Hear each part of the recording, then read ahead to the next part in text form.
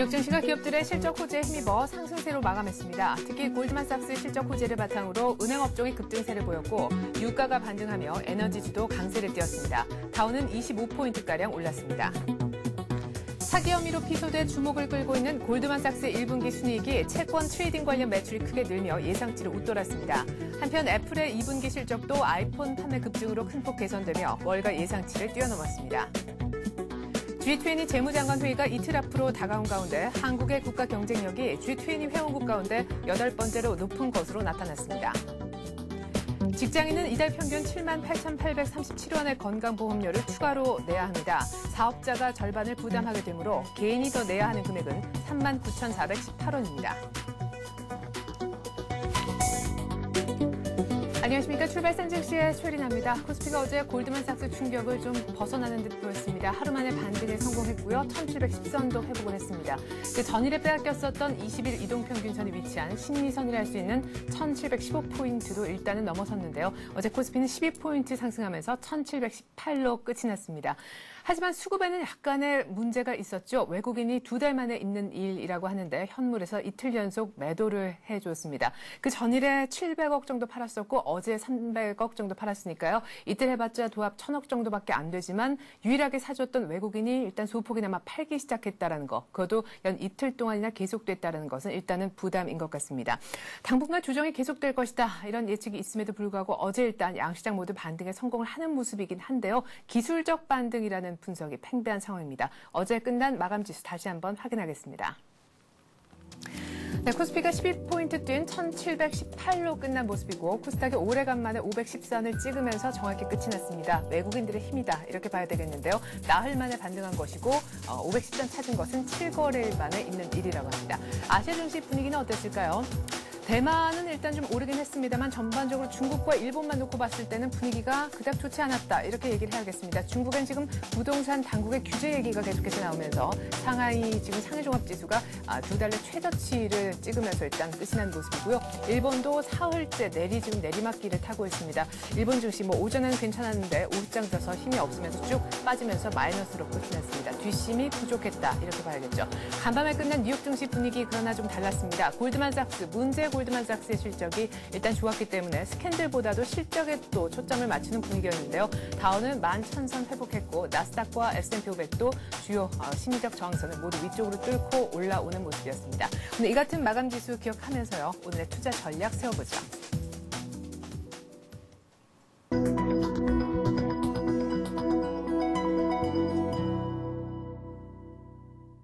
네, 이 같은 글로벌 증시 바탕으로 해서 오늘 우리 시장 흐름 전망 들어보는 시간 갖겠습니다. 신한금융투자 신당지점의 김유업 대리와 함께합니다. 안녕하세요. 네, 안녕하십니까. 네, 자 골드만삭스 충격을 어제 어느 정도 완화를 해주는 모습이었습니다. 반등을 했는데 12포인트 정도 올라서 일단 1718포인트까지는 올라와줬습니다. 마음 같아서는 1720 넘겼으면 했는데 그래도 반등에 성공했다는 게 어딥니까? 오늘 더 추가적인 반등이 나와줄런지 궁금한데요. 일단 골드만삭스 문제가 완전히 해결됐다고 볼 수 있나요? 미국 쪽은 실적 때문에 올라던데요. 예, 어제 미국 시장 같은 경우 골드만삭스 또 실적이 좋게 나오면서 네. 미국 시장 전체적으로 좀 좋은 분위기를 연출을 한 것 같습니다. 그럼 오늘도 우리 시장 같은 경우는 일단 장 초반에는 좋게 볼 수가 있을 것 같은데 어제 우리 시장 내용을 한번 좀 들여다 봐야 될 것 같습니다. 예. 어제 시장은 전날 큰 폭 하락에 따른 반등과 미국 주식 시장의 상승 영향을 받아서 12포인트 상승을 하고 마감을 했었습니다. 다만 지수가 상승했음에도 시장에 돌아섰다고 보기에는 현재로서는 좀 무리가 있는 것 같습니다. 네. 우선 소폭이긴 하지만 외국인이 318억 원 주식을 매도하며 이틀째 매도를 이어갔고 네. 골드만삭스 사태 역시 단기 악재가 아닐 수 있다는 점을 염두에 두셔야 할 것 같습니다. 네. 여기서 골드만 사태 이후 외국인의 동향을 봐야 하는데요. 외국인들의 매도가 전기전자 업종에 집중이 됐고 오히려 운수장비나 금융, 통신업종에서는 매수를 보여주면서 제한된 범위 내에서 전기전자 업종에서 차익 실현을 했다는 개념으로도 좀 볼 수 있을 것 같습니다. 어제 같은 경우 일부 IT 자동차주들이 소폭 반등하는 모습을 보여주긴 했지만 그 외국인의 강한 매수가 동반되지 못했다는 점에서 기술적 반등의 성격으로 일단 봐야 될 것 같습니다. 그 전일에 30포인트 가까이 29포인트 정도만 빠졌기 때문에 당연히 그 다음에는 뭐 특별한 악재가 더 추가적으로 나오지 않는 한 기술적으로 살짝 오르는 정도로 어제 시장을 바라보는 것이 맞다라는 말씀이셨습니다. 그러면은 앞으로 조금 더 조정이 있을 거다라고 보시는지, 지난번에도 조정 얘기를 좀 하셨던 것 같은데 골드만삭스 문제도 단발성 이벤트가 아니다라고 하시고 외국인 수급도 좀 걱정이다라는 뉘앙스로 얘기하셨어요. 예, 최근 일부 은행주나 조선주들이 약세장에서 선전하는 모습을 보여주기는 했지만 명확히 시장의 주도주가 나오고 있지 않은 상황입니다. 어제 시장은 올랐지만 외국인이나 기관의 강한 매수를 동반하지 못했다는 점에서 낙폭 과대에 따른 단기 반등의 가능성이 좀 더 큰 상황입니다. 네. 만약 조정을 받는다면 또 어느 정도일지도 생각을 해봐야 하는데요. 미국 금융개혁법안 발의와 중국의 지급준비율 인상이 동시에 이뤄진 지난 1월에 주가 하락률이 마이너스 7.8%였다는 점에서 조정이 있더라도 가격 조정폭은 그보다는 훨씬 적지 않을까 생각이 듭니다. 예. 조심스럽지만 가격 및 기간 조정에 대하여 말씀드리게 되는 게 이번 조정의 계기가 이번 조정의 계기가 됐던 것이 미 증권거래위원회의 골드만삭스에 대한 사기 거래 혐의 고소였습니다. 네. 그런데 미국 증권거래위원회가 골드만삭스뿐만 아니라 도이치뱅크나 USB, 메릴린치 등의 골드만삭스와 유사한 부채 담보보증권 거래를 한 것으로 보고 조사를 확대하고 있다고 합니다. 네. 우리든 뉴욕이든 간에 투자자들이 가장 싫어하는 것이 불확실성인데요. 네. 향후 증권거래위원회 발표가 투자은행들에게 불리한 쪽으로 나올 수 있기 때문에 시장 상승에 걸림돌이 될 것으로 보입니다. 네. 다만 시티은행 실적 발표에서 보듯이 미국 금융기관과 기업 실적의 회복이 지속이 되고 있고 그렇기 때문에 중장기적인 투자 심리에는 변화가 없을 것으로 보입니다.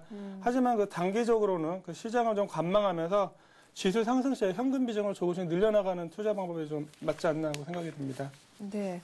자, 이제 실적 어닝 시즌의 정중앙에 들어왔는데 외국인들이 골드만삭스 변수가 터지자 이제 슬쩍 안 사주는 분위기, 심지어 약간씩 파는 분위기까지 나오고 있습니다. 일단은 말씀하신 것처럼 우리도 봐야 되겠지만 외국인들도 일단 팔짱 끼고 지켜보고 있는 분위기 속에서 일부 많이 올랐던 IT주들은 차익 실현을 하고 있는데요. 그렇다면 우리는 이제 누굴 따라할 주체도 좀 없어진 상황인 것도 같고 더 이상 IT만 쳐다볼 분위기는 더더군다나 아닌 것 같습니다. 이런 가운데 외국인이 어제 또 코스닥 쪽에 좀 관심을 보여서요. 코스닥을 200억 이상 사주지 않았습니까? 이제는 중소형주 쪽으로 또 봐야 되나? 이런 생각도 듭니다. 투자 전략 세워주시죠. 예, 앞서 말씀드렸듯이 어제 시장 상승은 전날 하락에 따른 반등으로 보이긴 하지만은 오늘 외국인 매수가 받쳐준다면 시장은 당분간 큰 폭의 조정이나 상승보다는 기간 조정을 거치면서 종목별 장사가 펼쳐질 가능성이 클 것 같습니다. 근거로 앞서 말씀드렸듯이 골드만삭스 쇼크가 일회성이 아닐 가능성, 즉 타 금융기관으로의 조사 확대 가능성이 커지고 있는 상황에서 외국인 투자자들이 다시 전처럼 강한 매수를 보여주기는 당분간은 좀 힘들지 않을까 싶습니다. 네. 그런 와중에 어제 낙폭과대 IT주, IT 자동차주들이 약하지만 반등을 보였고 나로우 발사의 정일이 6월 9일로 잡혔다는 소식이 알려주면서 우주 항공주들이 급등하는 모습을 보였었습니다. 네. 지수도 거래소 대비 코스닥 시장이 상대적으로 강한 모습을 보였는데요. 외국인의 매수가 주춤한 상황에서 개인들이 코스닥 시장의 재료를 따라서 움직인 것으로 보입니다. 예. 하지만 코스닥 시장 같은 경우 거래소 상승 제한에 따른 개인들의 일상 매수였을 가능성도 좀 있고요.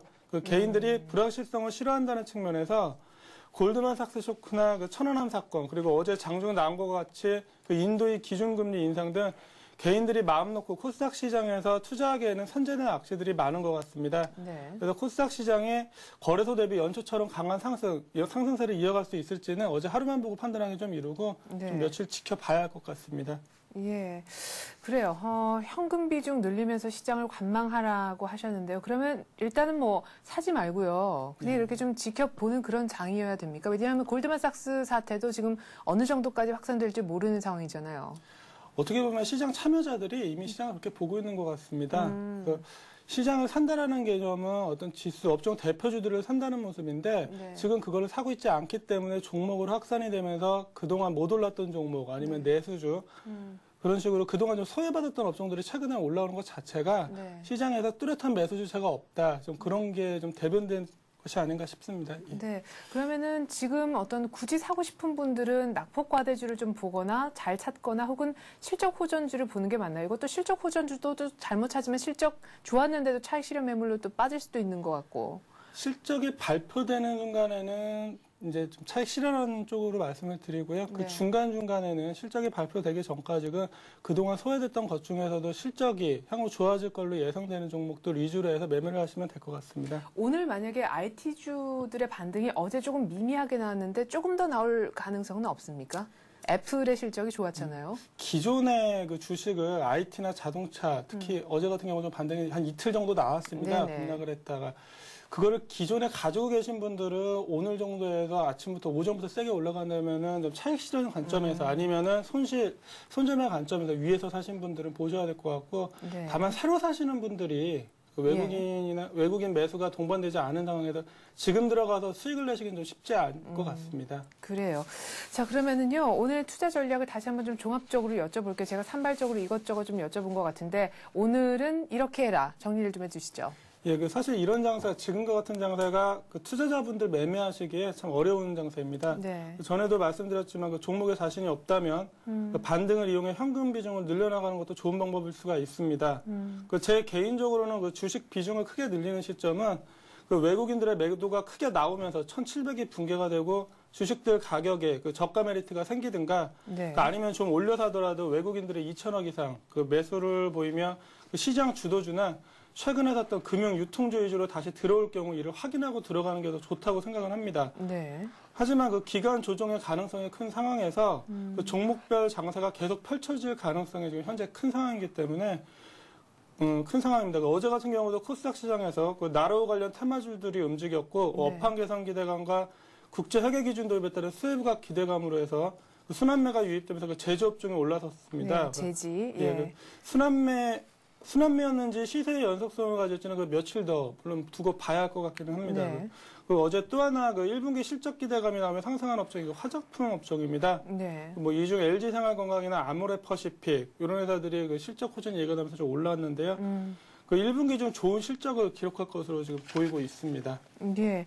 자, 그러면 LG 생활건강 그리고 아모레퍼시픽 얘기를 하셨는데요. 이 두 가지 종목 중에서 하나 정도만 보고 싶은데 두 종목 다 실적 발표 날이 언젠가요? 실적 발표하는 날은 좀 위험하다면서요. 실적 발표를 이제 두 종목 다 하고 있지는 않은데요. 네. 그 LG 생활건강 같은 경우는 이미 주가가 전고점까지 올라와 있습니다. 그 아모레퍼시픽은 그 이달 중순 이후에 지금 네. 21일인데 네. 이달 말이나 다음 달 초 정도로 지금 예상이 되고 있습니다. 예. 먼저 그 아모레퍼시픽 관련해서 LG생활건강이 이제 많이 올라 있어서 아모레퍼시픽 매수 추천을 하러 가지고 나왔는데 근데 워낙 비싸가지고. 예. 예. 근데 또 내용을 보면은 화장품 업체 아모레퍼시픽 내용은 이제 말씀을 드리겠지만은 네. 기 전에도 지금 뭐 100만 원까지 얘기가 나왔던 주식입니다. 그쵸? 그래서 삼성전자가 먼저 가느냐 아모레퍼시픽 먼저 가느냐 뭐 그런 얘기가 있었는데 예. 한번 잠깐 말씀을 드리겠습니다. 네. 그 아모레퍼시픽의 그 1분기 매출액은 그 5,231억 원, 그 영업이익 1,248억 원을 그 달성할 것으로 전망이 되고 있습니다. 작년 동기 대비해서 각각 13%와 12% 상승한 수치입니다. 예. 그 동사는 그 전 채널에서 고른 성장세를 보이며 그 시장 컨센서스 이상의 실적을 기록할 것으로 보이는데요. 이는 백화점 성장세가 유지되고 있기 때문입니다. 그 설화수와 아모레퍼시픽 외에 그 새로 런칭한 헤라가 좋은 반응을 얻고 있다고 합니다. 좋더라고요. 예, 저는 예. 안 써봐서 자세히 모르겠습니다. 예. 특히 그 작년 마이너스 성장을 기록했던 면세점 매출이 최근 그 해외 여행객 급증으로 급격한 회복세를 보이고 있습니다. 그 비용적인 측면에서도 동사는 약 100여 개의 신규 그 아리따움 점포 투자 비용 외에는 특별한 그 증가 요인이 없기 때문에 2010년에는 그 이익률 개선도 가능할 것으로 보입니다. 그 동사는 내수에서 안정적인 성장세를 유지하면서 그 중국을 포함한 해외에서도 큰 폭의 성장세를 보이고 있는데요. 중국 같은 경우에는 1분기에 그 20% 이상 성장률을 기록한 것으로 보이고 있습니다. 이 같은 이유로 그 해외 법인 같은 경우 올해가 그 해외 법인 지분법 이익 발생의 원년이 좀 될 수도 있을 것 같습니다. 네, 외국인들이 쭉 사주고 있는 아모레퍼시픽 차트를 보면서 비싸지만 왜 사야 되는지 일단 뭐 실적이 개선될 것 같다라는 그에 관련된 이유는 저희가 한번 들어보았는데 기술적인 분석도 좀 해주시죠. 예, 뭐 차트 보면서 말씀을 드리겠습니다. 지금 최근에 그 4월 초에 그 보면은 한 78만 원 가격을 찍고 지금 시장 반등이나 그런 거와 함께 한 85만 7천 원까지 왔었습니다. 네. 지금 매수가 85만 원을 일단 표시를 해놨는데요. 제가 말씀을 드린 거는 어제 종가에 한 8천 원 정도 그 종가로 시간의 종가에서 올렸습니다. 네. 이 부분은 오늘 그 오전 중에 좀 어떻게 한번 좀 조정이 나올 것 같고요. 그래서 85만 원 밑에서 잡는 거를 말씀을 드리고 목표가는 93만 원 정고점 부근까지 말씀을 드립니다. 그리고 손절가 81만 원은 실적 발표가 좋게 나와도 이제 못 올라가거나 밀릴 경우에는 네. 그런 내수업종보다는 다시 제 생각에 이게 밀린다 그러면 다시 IT나 자동차주들 이런 쪽이 움직일 것 같은데 그쪽으로 하시라고 말씀을 드리고 싶고요. 네. 그리고 주가가 많이 오르긴 했지만은 최근 뭐 제재주도 그렇고 화장품주들도 그렇고 실적 네. 호전이 기대되는 업종들 중에서는 뭐 가격 뭐 그런 거는 그렇게 크게 중요한 것 같지는 않습니다. 그쪽으로만 매수를 하고 있기 때문에 네. 그렇기 때문에 이쪽으로 관심을 가셔도 될 것 같습니다. 만약에 싼 걸 여러 주들 들고 싶어하는 게 우리 개인 투자자들의 이상한 심리인데 비싸더라도 한 주를 두 주를 들고 있더라도 이걸 사야 된다라고 한 말씀 좀 해주시죠. 왜 이게 더 매력적인지. 저도 고객들 그 상담을 하시다 보면은 이 고객분들이 그 몇만 주, 몇십만 주 가지시는 걸 대단히 중요시 하십니다. 그래서 예. 뭐 1,000원 아래 주식도 뭐 800원짜리 주식, 700원짜리 주식 이런 거 만주, 10만 주 가지고 계신 거 되게 중요시 하시는데 어차피 수익이 나거나 손실이 나거나 그 가격 변동은 플러스로 움직이는 겁니다. 그래서 800원짜리가 80원 빠지나 뭐 90만 원짜리가 9만 원 빠지거나 오르거나 플러스로 10% 움직이는 건 똑같기 때문에 오히려 가격이 비싼 주식들이 대부분 재무 구조가 우량하고 회사 내용이 좋습니다. 네. 그래서 가치 10%나 10% 상승이나 하락이 있더라도 그 회사 프리미엄에 대한 가치를 사실 더 가지고 계신 거기 때문에 싼 주식보다는 비싼 주식을 가지고 매매를 하시는 게 장기적으로 봐서는 뭐 좋을 수밖에 없습니다. 예. 그래요. 아모레퍼시픽 지금 85만 7천 원, 삼성전자보다 현재 가격은 더 비싼데요. 지금 목표가 93만 원까지 얘기를 하셨습니다. 매수가는 85만 원 얘기를 하셨습니다. 신한금융투자 신당지점 김희엽 대리와 함께했습니다. 대리님 잘 들었습니다. 네, 감사합니다.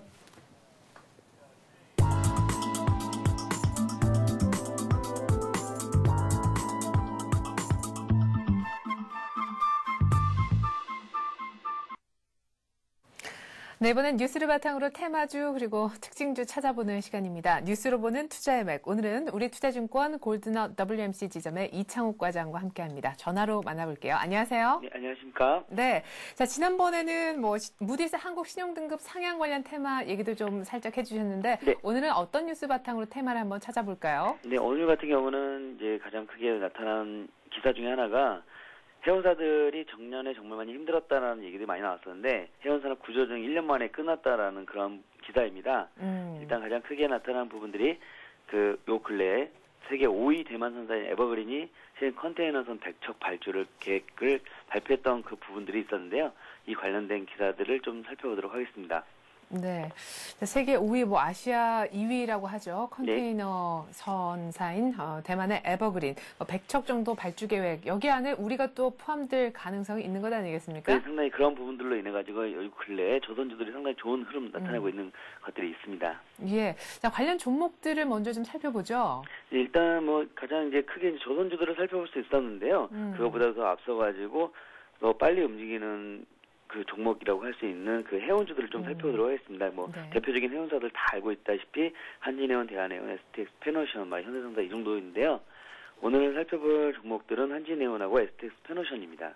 예, 자 해운주가 조선주보다 사실 먼저 움직이죠. 그 다음에 조선업황이 해운업황 바탕으로 해서 좋아지게 되기 때문인데 한진해운, 대한해운, STX, 페노션 등등의 종목을 저희가 한번 봤지만 한진해운과 STX, 페노션 얘기한다고 하셨잖아요. 한진해운 먼저 얘기를 좀 들어보죠. 네네. 일단 한진해운 같은 경우는 뭐 우리나라 국내 가장 큰 컨테이너 선사라고 볼 수 있습니다. 이제 가장 크게 이제 흐름들에서 이제 파악하셔야 좋은 것들이 뭐냐면 작년도 같은 경우, 그러니까 재작년 해운사회 같은 그 부분들의 경우는 뭐냐면 운임이 가장 되게 중요합니다.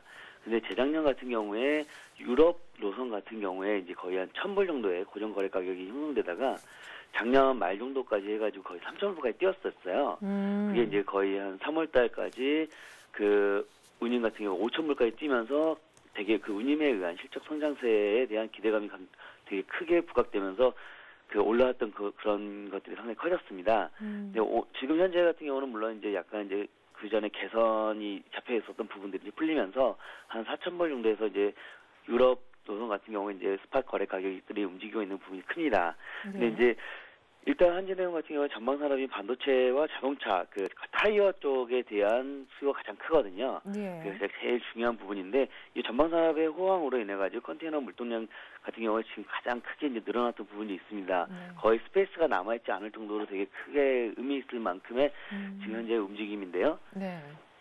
이제 가장 이제 좀 요 근래에 이제 주목해 보셔야 할 부분은 뭐냐면 그러니까 계약 건당 이제 되게 중요한 부분인데 미주 노선입니다. 그러니까 구주 유럽 노선에 비해서 매출에 차지하고 있는 비중이 거의 한 2배 정도 가까이 크거든요. 네. 근데 미주 노선 같은 경우는 4월 말 기준으로 해가지고 5월 초부터 새롭게 거래 가격이 이제 형성이 돼요. 이제 그 부분이 이제 4월 말쯤에 이제 계약이 거의 완료가 되거든요. 네. 유럽 노선은 12월에 완료가 되고 미주 노선 같은 경우는 4월 말에 이제 완료가 되는 부분이 있습니다. 네. 기존에 거의 한 1,000불, 그러니까 거의 그 20TU라고 해가지고 이제 컨테이너 크게 생각하면 컨테이너 이제 큰 거랑 작은 거가 있는데 20TU가 작은 건데요. 작은 거 기준으로 해가지고 1,000불로 거래되던 그 이제 거래 가격이 이제는 거의 한 1,500불 크게 이제 가이던스는 한 1,200불 정도 생각하고 있는데요. 네. 제가 봤을 때는 한 1,300불 정도는 나와주지 않겠냐라는 부분들로 인해 가지고 실적 성장세가 상당히 이제 있지 않겠냐라는 부분들이 있습니다. 이제 어저께 이제 한진해운 같은 경우에 큰 의미를 부여할 만한 했던 것들이 가이던스가 약간 나왔었어요. 근데 1, 4분기에 물론 당연히 흑자 전환은 좀 어렵겠다라는 생각들을 좀 했었음에도 불구하고 이제 어제 가이던스가 좀 나오면서 약간 밀리는 모습 보였습니다. 그러니까 1, 4분기에 흑자 전환 힘들고 2, 4분기 정도부터 해가지고 흑자 전환 되지 않겠냐라는 그런 부분이 있지만 어쨌든 중요한 건 미주 노선의 계약 관계들, 그러니까 거의 4월 말이면 완료가 될 텐데 요 부분 추이를 보면서 시장에서 이제 한진해운 같은 경우에 접근하시면 될 것 같고 가장 중요한 게 지금 현재 스페이스가 남아있지 않다라는 게 상당히 의미가 있습니다. 미주 노선 같은 경우에 지금 정말 그 아까 말씀드린 그 가전업체들 그리고 이제 삼성전자, LG전자, 한국타이어, 금호타이어가 가장 큰 고객인데 이 고객들이 실질적으로 이번 달에 뭔가 물량을 미주로 보내고 싶다고 해도 지금 현재는 되지 않기 때문에 거의 다음 달로 기다려달라 이런 정도 상황까지 와 있기 때문에 어쨌든 해운 업종 같은 경우는 당분간의 단기 모멘텀 충분히 있지 않겠냐라는 그런 부분에 접근하시면 될 것 같습니다. 예, 말씀 들어보니까 뭐 굉장히 좋은 그런 호재들을 많이 안고 있는 것 같은데 또 최근 들어서 뭐 유럽의 항공대라 뭐 이런 얘기 나오면서도 해운주들이 또 반사익을 잠깐 누렸던 부분들도 있죠. 차트 보니까 3만 원 정도 근처에서 쭉 조금 올라온 차트가 아닌가 싶은데요. 기술적인 얘기도 좀 해주시겠어요? 네, 일단 뭐 전형적으로 뭐 이제 방금 앵커님께서 말씀하셨다시피 그 33,000원 정도 올라온 다음부터 약간 이제 시장에서의 조정과 함께 방금 전에 말씀드렸던 개선이라는 부분이 되게 중요한데 그 해운사 같은 경우는 요 근래 그러니까 전체적으로 정말 그 2007년도에 그 호황과는 약간 다른 부분입니다. 그러니까 2007년도에 배가 진짜 없어서 엄청나게 운임이 올랐던 부분이 있었지만 지금은 배를 좀 잡아줬던 부분이 있거든요. 네. 그런 부분들이 한진해운 같은 경우는 작년도 같은 경우 17%까지 있었어요. 근데 그 부분이 조금은 이제 풀리면서 이제 약간 다운되는 그래가지고 가격까지 다운되는 그런 부분이 있었지만 미주 노선 방금 말씀드린 단기 모멘텀이 있습니다. 방금 전에 말씀하셨던 탕홍 대란으로 인해가지고 반사 모멘텀이 있을 수도 있지만 그것까지 보기보다는 일단 미주 노선의 운임 상승에 대한 모멘텀이 분명히 있을 수 있기 때문에 단기적으로 기술적인 부분에서는 뭐 3만 원 정도까지 나와주면 좋겠지만 지금은 그럴 만큼 보기는 좀 어렵고요. 지금 현 상황에서도 매수는 조금은 가담해 볼 필요가 있고 매수를 한 다음에는 한 36,000원 전고점 뚫고 33,450 전고점 뚫고 36,000원 충분히 한 번쯤 기대해 볼 만하지 않겠냐라는 그런 마인드로 접근하시고요. 그 다음에 60일선인 29,000원 정도 수준에서 이제 손절매는 좀 한번 생각해 보실 수 있겠습니다. 네. 자, 그러니까 지금 정도 가격에서 한번 매수해 보자는 말씀이시죠? 네, 맞습니다. 네. 자, 이렇게 해서 저희가 컨테이너 선사인 한진해운 미주 계약건을 모멘텀으로 해서 운임 상승이 예상된다라는 종목에 대한 얘기를 한번 들어봤습니다. 또 한 종목으로 STX 페노션 얘기를 좀 짧게 들어보고 싶은데 이쪽은 한진해운하고 일하는 그 사업 영역이 살짝은 다른 걸로 알고 있거든요. 네네. 일단 STX 페노션 가장 큰 의미는 뭐냐면 1, 4분기에 영업이 흑자 전환이 된다는 사실입니다. 매출 증가도 분명히 있을 수 있지만 1, 4분기에 영업 이게 흑자 전환된다는 부분들이 단기 모멘텀이 될 수 있습니다. 물론 이제 요 근래 말씀드린 것처럼 BDI 약간 눌려 있는 모습이 좀 있습니다. 근데 일단 그런 것들이 위안화 절상되면서 그 중국에 대한 그 벌크선에 대한 그 수요들이 분명히 일어날 수 있는 부분이 지금 현재 모멘텀으로 남아 있어요. 네. 그런 것들이 비디아를 다시 한번 자극을 해준다면 상승 모멘텀이 유효할 수 있는 부분들이 있습니다. 그러니까 위안화 절상이 되면서 벌크선에 대한 기대감이 상당히 커진다면 STX 패너션도 분명히 다시 한번 봐야 될 수 있는 그런 것들이 있기 때문에 STX 패너션도 지금 다시 한번 말씀을 드리고 있습니다.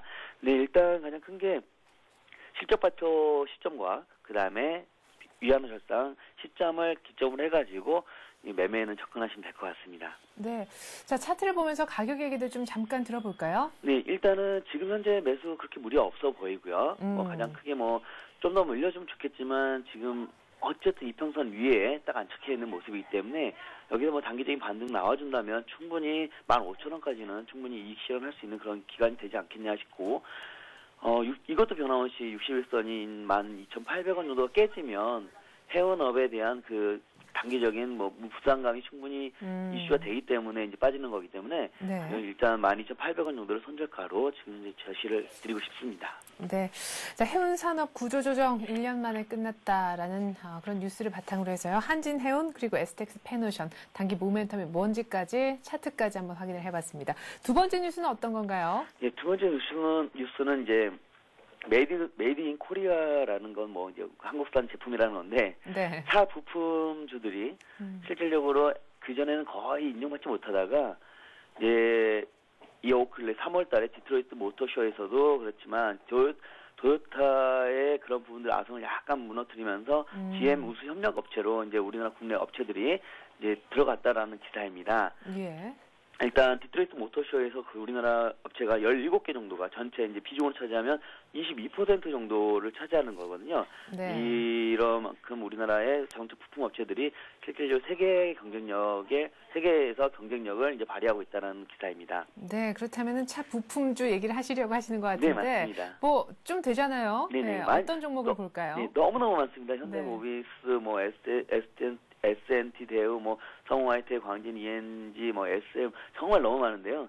네. 네, 뭐 그냥 이건 네이버에 쳐봐도 딱 나올 수 있는 그런 부분이라 네. 저희가 말씀드리지 않고요. 오늘 예. 살펴볼 종목은 S&T 대우랑 SL입니다. 예. SL보다도 S&T 대우가 조금 더 익숙하실 것 같아서요. 익숙한 종목 먼저 얘기를 좀 들어보죠. 네네. 일단 S&T 대우 같은 경우는 이제 제가 이제 부산에 있습니다. 부산에 한번 잠깐 다녀왔는데요. 네.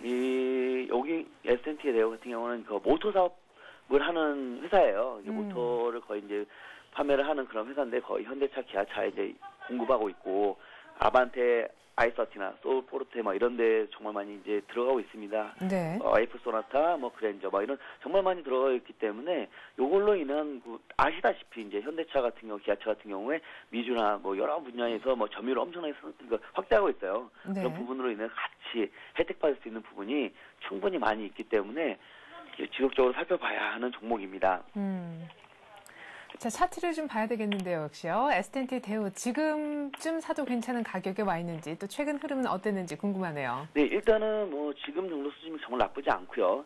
그러니까 26,000원 어제 단기 이제 같이 자동차들 업종들과 같이 가지고 올라왔던 부분이 있었는데 일단은 지금 정도도 분명히 나쁘지 않습니다. 문제는 뭐냐면 거래량인데 거래가 너무 없습니다. 네. 이 거래가 없음에 대한 부담감이 있기 때문에 이 거래량이 조금만 터져준다면 충분히 상승할 가능성이 있어요. 아까 말씀드린 것처럼 그 모터 사업부가 너무나 현대 기아차랑 같이 해가지고 잘 가고 있고, 그다음 새로운 그 사업 분야인 뭐 전기차 관련된 구동 모터 이제 이런 것도 소형차도 인해가지고 그런 것들에 대한 수주들 그런 것들이 상당히 많이 있습니다. 이런 다시 말씀드리기 좀 어렵지만 그런 거 있고 안정적으로 나와준 방산 부분까지 해가지고 한다면 정말 이 정도 가격이면은 안정성을 바탕으로 해가지고 앞으로 성장성까지 부과한다면 3만 원 정도는 충분히 가능한 단기적으로 가능한 그런 것들이 있기 때문에 3만 원 정도는 충분히 올라갈 수 있기 때문에 목표가를 제시해 드리고요. 지금 가격 굉장히 나쁘지 않고 만약에 정말 많이 빠져가지고 23,000원 빠진다면 단기적으로 정말 수급적인 악화에 의한 빠진 부분이 있기 때문에 차근차근 이제 더 매수를 해도 되겠지만 단기적으로는 좀 23,000원 정도 선절해 주시면 편안하게 접근하실 수 있을 것 같습니다. 네, 어제 4% 올랐지만 워낙 지금 쭈르륵 밀렸던 차트라서 어제 끝난 종가 정도의 오늘 시초가가 형성이 된다면 그 정도 잡아도 결코 손해나는 장사 아니겠다라는 얘기셨습니다. 네, S&T 대우 3만 원까지 한번 내다보셨고요. 이제는 SL 얘기해 주실 때인 것 같은데 짧게 좀 부탁드릴게요. SL은 요 근래 정말 많이 이제 이슈화에 됐던 자동차 부품주로서 이제 컸던 부분이 있었는데 현대차, 기아차에 한 50년 동안 이제 뭐 납품하고 있는 회사입니다. 그러니까 엄청 크죠. 근데 이제 이 부분 같은 경우는 생각을 해보면 뭐냐면 전조등이랑 후미등 이런 램프가 가장 커요. 얘네들은 이제 그쪽으로 집중을 해가지고 말씀을 좀 드리겠지만 네. 일단 지금은 현대차, 기아차 안전적 부품 공급하고 있고 그다음에 중국 생산 시설을 기반으로 해가지고 중국 로컬 업체에 매출 확대가 가능합니다. 그 외환 쪽에서의 해지를 정말 잘하고 있기 때문에 앞으로도 꾸준히 관심 갖고 지금 차트를 한번 좀 보시면 좋겠지만 지금 같은 경우 몸량이 자동차 업종을 같이 해가지고 정고점 돌파를 기대해 볼 수 있는 시점이기 때문에 목표가는 9,000원 정도 생각하시면서 접근하시면 될 것 같고 손절가는 61선인 7,400원 정도 손절 라인을 생각하시면서 접근하시면 무리 없는 가격이지 않겠냐 싶습니다. 네, 이렇게 해서 저희가 SL 얘기를 한번 들어봤습니다.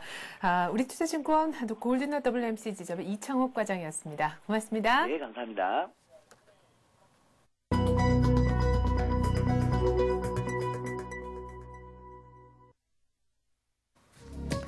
네, 4월 21일 수요일 우리 주식시장 이제 막 개장을 이미 했습니다. 자, 코스피가 어제 한 12포인트가량 오르면서 1715포인트도 넘겼는데요. 오늘 뉴욕장의 분위기가 워낙 좋았습니다. 골드만삭스, 문제 골드만삭스였지만 1분기 실적이 워낙 뛰어나다 보니까 은행업종이 뉴욕 증시에서 모두 일제 반등하는 그런 움직임이 있었는데요.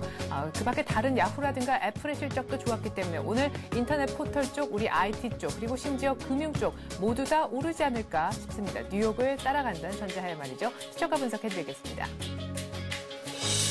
네, 현재 코스피가 11포인트 오른 1729포인트를 가리키고 있지만요. 좀 전에만 해도 1730을 찍으면서 출발하는 걸로 알고 있습니다. 코스닥도 3포인트가량 오르면서 513선 정도를 기록하면서 오늘 장 초반부터 510선을 훌쩍 뛰어넘고 있습니다. 자, 삼성전자가 왜 이렇게 힘을 못 내나 했었는데 오늘 아침에 1% 가까이 오르면서 83만 원을 일단 지지를 해주고 있고요. 어제 보합으로 끝나서 아쉬웠던 포스코도 오늘 일단 플러스를 달고 시작합니다.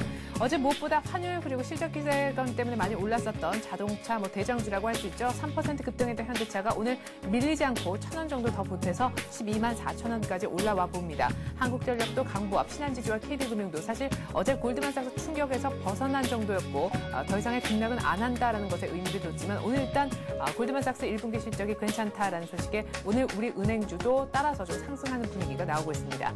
KB금융도 역시 따라가고 있고요. 현대중공업 어제 살짝 눌렸다가 다시 오늘 1.5% 튀어나가고 있습니다. 25만 3천원까지 찍어보네요. LG화학도 어제 2% 이상 올랐었지만 오늘 아침에 거의 3% 가까이 추가적으로 더 오르고 있습니다. 25만 1,500원에 지금 아침에 장이 열리고 있는 모습입니다. 어제 눌렸던 것만큼 LG전자 오늘 아침에 회복을 하고 있고요. 하이닉스도 어제보다 추가적인 상승을 해서 2만 8천원에 지금 500원 못 미친 가격에 거래가 이루어지고 있습니다. 모비스도 어제 움직임 좋았었죠. 어제 차 쪽이 모두 다 좋았었는데 모비스도 오늘 강보합 정도에서 거래가 이루어지고 있습니다. 16만 2,500원. 기아차 한번 볼까요? 기아차도 1%가량 오르면서 25,600원을 지금 나타내고 있습니다. 우리금융도 1% 이상 오르고 있고요. 자, 은행주들 먼저 좀 보죠. 하나금융지주도 1% 이상, 기업은행도 강보합 정도, 외환은행도 강보합 정도. 일단 은행주들 오늘 흐름이 나쁘지 않다 이렇게 볼 수가 있겠고요. 삼성물산, 삼성화재 정도만 약간 지금 약보합으로 약간 밀리고 있습니다. 두산중공업과 롯데쇼핑 모두 매수세를 받는 분위기, 삼성전기가 1.6%. 오늘 IT가 강하고요. 은행이 좀 전반적으로 살아나는 분위기가 있고 어제 강했었던 자동차주도 오늘 다 따라가는 분위기입니다. 그리고 정유 관련주가 좀 약하다라고 하지만 오늘 SK에너지가 다시금 12만 원을 회복하고 있습니다. 현재 코스피가 1730에 시작했다가 살짝 밀렸다가 다시금 1731까지 올라오네요. 코스닥 한번 분위기 보죠.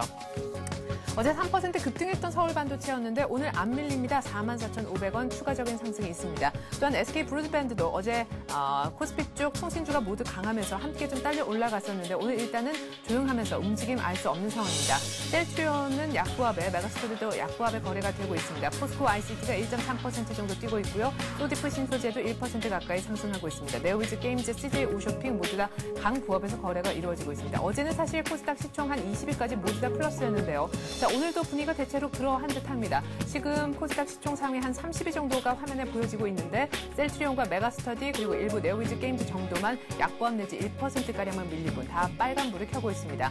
많이 오르는 종목들 먼저 볼까요? SFA 그리고 상호 하이텍 쪽, 루멘스, 멜파스, 현진소재, 휴맥스 다들 특징이 일단 IT, 자동차 부품주, 장비, 소재 이쪽이라는 것을 알 수가 있습니다. 어제 벌써 이런 얘기가 나왔는데 기관과 외국인 일단 수급이 좋고 실적 개선 기대감이 있는 종목 종목들이 좀 많이 오른다라는 느낌이 오늘 코스닥 시총 상위의 특징이군요. 네, 1730을 넘기면서 기분 좋게 출발하고 있는 코스피. 전문가는 어떻게 보는지 자세한 의견 들어보는 시간 갖죠. 현대증권 류영석 차장 전화로나마 만나봅니다. 안녕하세요. 네, 안녕하십니까. 네, 일단 어제 반등이 기술적 반등이다. 뭐 이런 분석이 있는데 오늘 1730까지 뛰어오른 거 보면 이제 또 다시 시장에 갈 건가 이런 생각이 들기도 합니다. 일단 오늘 시장 어떻게 보시는지 잠시 말씀을 해주시죠. 예. 일단 미국 증시도 그랬지만은 나스닥 중심으로 이틀째 상승하면서요. 골드만삭스의 기소 충격 이전 수준까지 미국 증시뿐만 아니라 국내 증시도 좀 빠르게 회복되고 있습니다. 이런 회복의 가장 큰 것은 아마 실적 시즌 때문이다 이렇게 분석이 가능할 것 같습니다. 어제 미국 증시가 0.8% 정도 내외로 올랐는데요. 실적 발표를 끝낸 골드만삭스가 4달러 정도 수준보다는 훨씬 높은 6달러, 5달러 중반에 가까운 EPS 성장을 보였고요. 다만 이제 골드만삭스는 스캔들 자체가 국제화 조짐을 보임에 따라서 하락을 했습니다. 따라서 은행들의 서프라이즈한 실적에 비해서 은행 업종의 상승폭은 제한됐습니다. 반면 시간의 거래에서 애플이 1분기 실적을 발표했는데요. 판매대수 아이폰은 700만 대 정도 예상보다 훨씬 높은 875만 대로 발표했고요. EPS 역시도 이에 따라서 50% 정도 추가로 좀 서프라이즈한 모습이었습니다.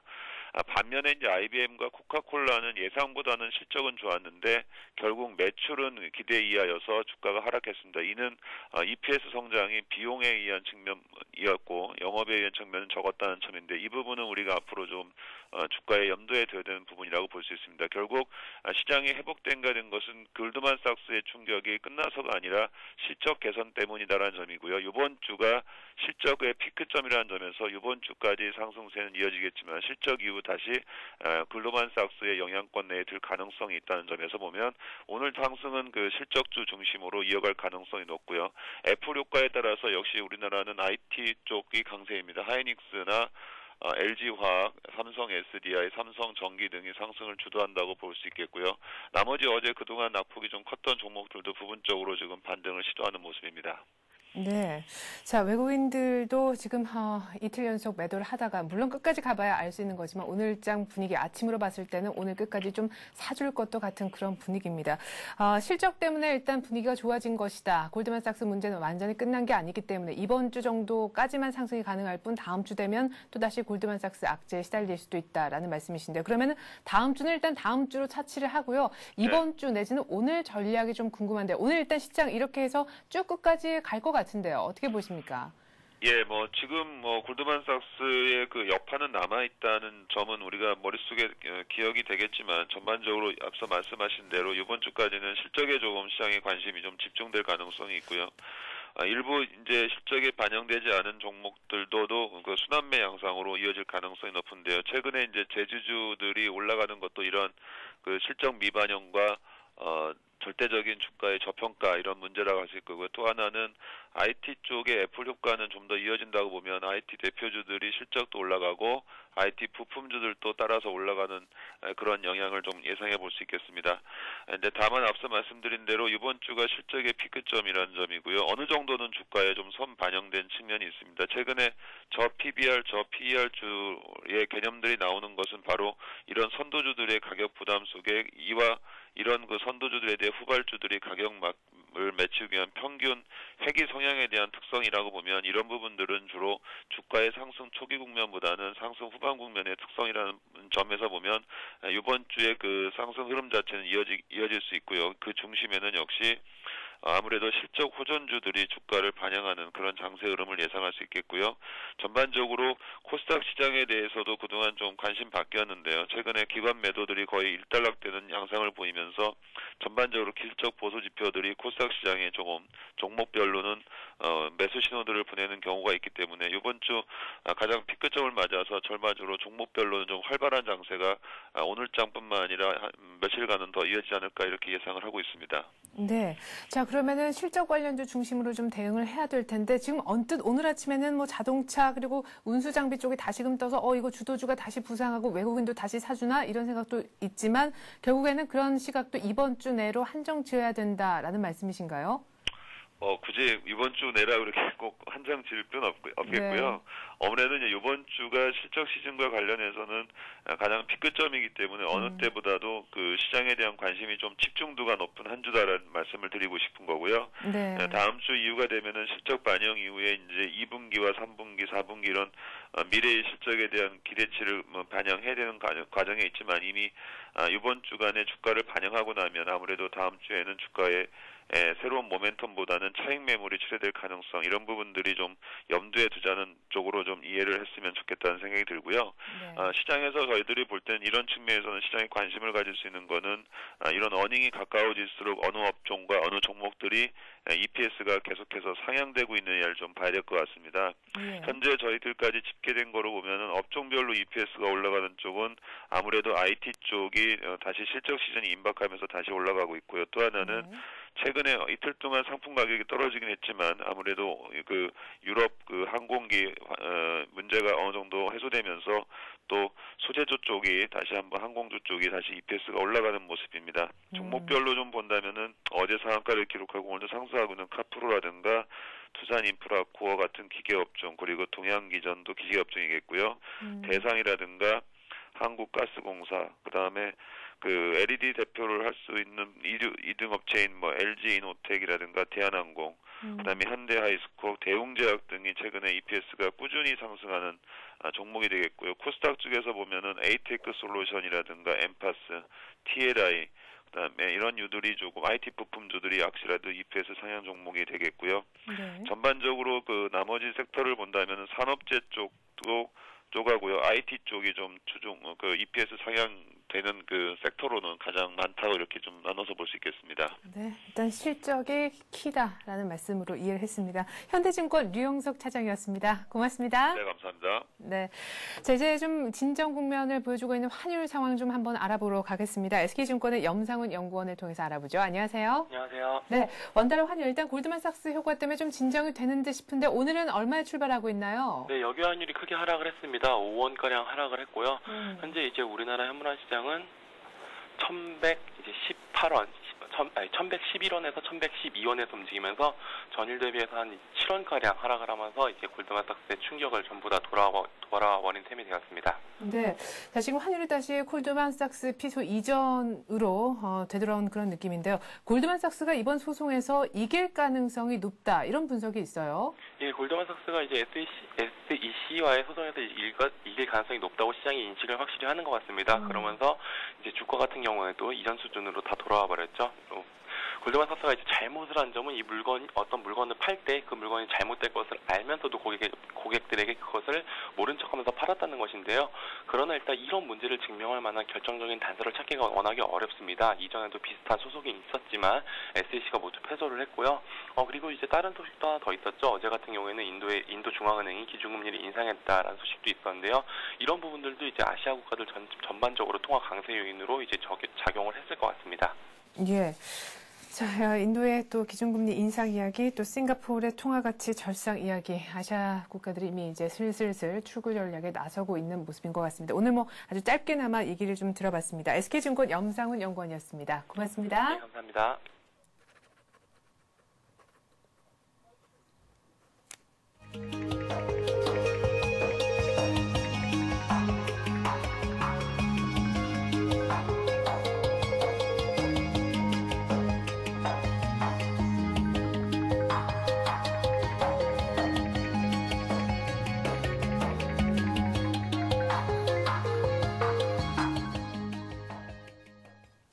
네, 현재 코스피가 정확히 시초가와 동일한 1730포인트를 가리키고 있고 코스닥은 513포인트를 유지하고 있습니다. 외국인은 오늘 아침 현물을 사주기 시작하고 있는데요. 이트레이드증권 민상희 팀장과 더불어서 보다 자세한 얘기 오늘장 전략까지 세워봅니다. 안녕하세요. 네, 안녕하세요. 네, 일단 가장 궁금한 것은요. 민상희 팀장님께서 오늘장을 보시고 어떤 생각을 하셨는가입니다. 일단 우려감이 최근 들어서 좀 있었어요. 주가가 좀 단기간에 많이 올랐기 때문에 거기에서 오는 부담감이 있었고 외국인도 덜 사지 않겠나 하는 부담감도 있었는데 그 속에서 미국에서 아무래도 골드만 이슈가 좀 터지면서 외국인 수급에 대한 부정적인 얘기들이 있었는데 오늘 시장이 1730선 다시 돌아서면서 시장이 여기서 밀리더라도 1700선을 쉽게 깨지는 않겠구나 라는 하단이 좀 어느 정도 탄탄하구나라는 생각을 할 수 있었던 게 오늘 시장이 어떻게 보면 가장 큰 수확이다 이렇게 볼 수 있을 것 같습니다. 네, 그래요. 어제 여러 가지 뭐 수급도 그렇고 지수상으로도 그렇고 굉장히 좀 불안했었는데 오늘 이 정도 올라오는 거 보니까 일단 밑단은 좀 1700 정도에서는 아무리 넉넉히 잡아도 확보를 한 것 같다라는 느낌 말씀하셨습니다. 자, 그러면 이제 업종 특히나 어닝 시즌 중심에 있어서 저희가 앞서서도 얘기를 좀 나눠봤었는데요. 일단 애플의 실적이 이제 드디어 공개가 되지 않았습니까? 때문에 오늘 IT주들도 반짝하고 있지만 문제는 이 실적 시즌 피크가 지나자마자 IT가 꺾일 수도 있다는 이런 얘기가 나오고 있거든요. 어떻게 보십니까? 좀 고민이 되죠. 사실 이번 주가 미국 어닝 시즌의 피크 이제 절정을 치고 있는 부분이 있기 때문에 이게 지내고 나면은 더 이상 뭘 가지고 얘기할지에 대한 고민들은 분명히 있을 걸로 생각을 하고 있습니다. 애플도 나오고는 있는데 사실 애플이 주가가 좋았던 게 뭐 어제 오늘의 얘기는 아니고 계속해서 시장을 이끌어왔던 측면들이 있었고요. 특히 애플이 좋으면서 미국 나스닥 지수가 강하게 상승을 하고 이것들이 시장 전반에 긍정적인 모멘텀으로 작용을 했던 걸 감안한다면 애플이 기대 이상의 성과를 보이긴 했지만 이게 시장을 이끌고 갈 수 있는 힘 이런 것들은 생각보다는 강하지 않을 수 있다. 이런 부분들도 좀 감안해서 봐야 될 것 같습니다. 예. 자, 그러면은 시장은 어떻게 되는 건가요? 앞서서는 뭐 실적 피크 치고 나면은 조금 어려워질 수도 있다. 그리고 골드만삭스 문제가 완전히 끝난 게 아니라는 의견도 계속해서 대두가 되는 분위기거든요. 속도에 대한 부분들은 계속해서 관심 있게 봐야 될 것 같아요. 시장 자체가 여기서 크게 흔들릴 만한 여력들은 아직까지 이슈들을 찾기는 어렵습니다. 그러니까 외국인들이 우리 증시를 지난해 아니면 올해 1분기에 많이 샀던 이유들, 우리 증시가 펀더멘탈이 좋고 기업 실적도 양호하고 그다음에 글로벌 기업들 대비해서 저평가도 많이 돼 있는 건 맞는데요. 그렇지만 많이 사기도 했고 외국인들이 그다음에 주가가 많이 오르기도 했기 때문에 계속해서 많이 사고 계속해서 강하게 오르기는 쉽지가 않거든요. 시장이라는 건 호흡이 있고 속도에 대한 부분들도 조절할 수 있는 부분들이 있는데 계속 시장의 상승을 추동시켜줄 수 있는 부분들이 나온다면 올라갈 수 있는 부분들이 뭐 크게 문제는 안 되겠죠. 근데 좀 전에 말씀을 드렸던 것처럼 어닝 시즌 절정을 치고 내려가는 상태에서 시장의 새로운 모멘텀을 단기간에 찾기는 쉽지 않을 것이다라는 부분도 같이 봐야 될 것 같습니다. 그 얘기는 곧 시장이 여기서 크게 빠지지도 않겠지만 그렇다고 해서 지난 고점을 강하게 뚫고 나가는 형태의 모양이 나오기도 쉽지는 않을 것이다. 그러니까 1700선에서 1750선 사이에서 박스권 정도의 흐름이 좀 이어질 가능성도 대비를 해야 되지 않을까라고 싶고요. 1700선이라고 제가 말씀드리긴 했는데요. 사실 이제 그것보다도 더 관심은 21선이 1716포인트 정도 있기 때문에 21선을 전후로 한 움직임들을 얼만큼 빨리 탈피를 해서 강하게 뚫고 나가는지도 주의 깊게 봐야 될 것 같습니다. 예, 그래요. 1700, 1750 얘기하셨지만 21이평선이 또한 지지선이 돼주는 그날의 지수가 조금 더 갈 수 있지 않을까라는 얘기셨습니다. 이제 순환매 얘기가 사실 어제까지만 해도 또 많이 나왔었잖아요. 오늘은 뭐 전반적으로 시장이 강하다 보니까 올라오는 업종들도 많고 또 그 중심에 IT가 있다 보니까 뭐 순환매 얘기하기가 좀 그렇지만은 뭐 IT, 금융, 또 자동차, 조선 뭐 이래저래 다 받고 재직까지도 올라가는 뭐 통신도 어제 얘기가 나왔고요. 이렇게 그냥 돌아가면서 시장이 지지부진하게 뭐 지수도 크게 안 올라가고 안 빠진다라면은 특별히 뭐 IT나 지금까지 주도주로 이제는 확실한 수익을 챙기시고자 하시는 분들은 오늘 같은 장에서 오히려 뭐 고점에서 팔 생각이 없다면은 슬슬 정리해야 되는 거 아닌가 이런 생각도 들거든요. 두 가지로 나눠봐야 될 것 같습니다. 단기 매매하시는 분들이라면 말씀하셨던 것처럼 한번 고민을 해보시는 것도 필요하다고 보고 있고요. 그런데 좀 길게 보시는 분들이라면 그렇게까지 급하게 정리를 할 필요는 없다라고 생각을 하고 있어요. 그러니까 앞서서 말씀드렸던 시장이 단기적으로 박스권을 보인다라는 얘기는 이번 주 다음 주 정도까지의 박스권을 좀 얘기하는 거고요. 5월, 6월 그러니까 2분기 정도의 흐름에서 그렇게 크게 시장을 밑으로 압박할 만한 요인들도 많지는 않거든요. 또 이제 6월이면은 우리 선진국 시장 편입과 관련된 얘기들이 있기 때문에 5월부터는 거기에 대한 관심도 많이 확장이 될 걸로 보고 있습니다. 그 얘기는 우리 증시의 대표 종목들에 대한 관심은 이어질 가능성이 높다라고 생각을 해요. 위완화 절상 얘기가 나오면서 5, 6월 이때 분위기를 좀 바꿀 것도 같은데요. 그게 큰 이슈가 될 것이냐에 대한 얘기들도 좀 생각을 해봐야 되는데요. 큰 이슈가 될 거로 생각은 하고 있지는 않습니다. 이제 중국 경제 자체에 대해서 안정성에 포커스를 맞추고 있는 정책들이 계속해서 중국이 펴나갈 가능성은 높고 제일 네. 먼저 글로벌 국가들 중에 펴나갈 가능성이 크다라고 봐야 되는 상황이기 때문에 그게 중국 정부의 정책 자체가 경기를 감속시키는 거지 완전히 둔화시키는 쪽에 포커스를 맞춘 상황이 아니라면 우리 같은 국가에는 도움이 될 수밖에 없다. 또 한 가지는요. 위안화가 평가절상이 되면서 아시아 통화 강세에 대한 기대를 다시 부각시키게 되면 네. 아무래도 우리 증시에 투자하는 외국인들 입장에서도 환차익에 대한 기대감들을 높일 수 있는 부분들은 분명히 될 수 있다라고 생각을 하고 있고요. 네. 그런 측면에서 봤을 때 그렇게 크게 외국인 시각이라든지 아니면 국내 주식시장에 대해서 너무 부정적으로 바라볼 필요는 없을 것 같고요. 단기적인 가격에 대한 오는 부담들은 떨칠 수 있는 시점은 아닙니다. 그렇지만 좀 길게 본다고 했을 때는 그렇게 많이 걱정할 시점은 아니다라고 생각을 하고 있습니다. 네. 자, 그러면은 시장에서 어제까지 이제 순환매 이렇게 돌면서요. 중소형주 얘기가 나오고 외국인들의 코스닥에 대한 사랑 이런 얘기가 불거지고 있는데 예. 중소형주, 대형주로만 따져봤을 때는 어떤 의견이십니까? 제가 지난번에도 한번 여쭤본 것 같긴 합니다만 시장이 네. 약간 바뀌었으니까요. 지금은 옐로우칩이 맞다 그렇게 보고 있습니다. 이렇게 나눠서 볼게요. 외국인이 시장의 중심이면은 대형주예요. 업종 대표죠. 삼성전자, 현대차 같은 종목이고요. 네. 그다음에 기관이 시장의 중심이게 되면은 흔히 말하는 옐로우칩, 중가권 우량주라고 표현할 수 있는 기업들 있잖아요. 네. 이런 기업들이 중심인데 최근에 보면은 외국인이 중심이었기 때문에 지난해부터죠. 삼성전자, 현대차 같은 종목들이 강하게 오르면서 시장을 끌고 왔습니다. 네. 그런데 외국인들의 수급이 앞으로 조금 더 주춤해질 가능성이 있고요. 그다음에 시장이 현 지수에서 정체가 되면 펀드 환매가 좀 줄어들 가능성이 있거든요. 네. 그 얘기는 곧 기관들의 수급 여력이 좀 더 나아질 수 있다.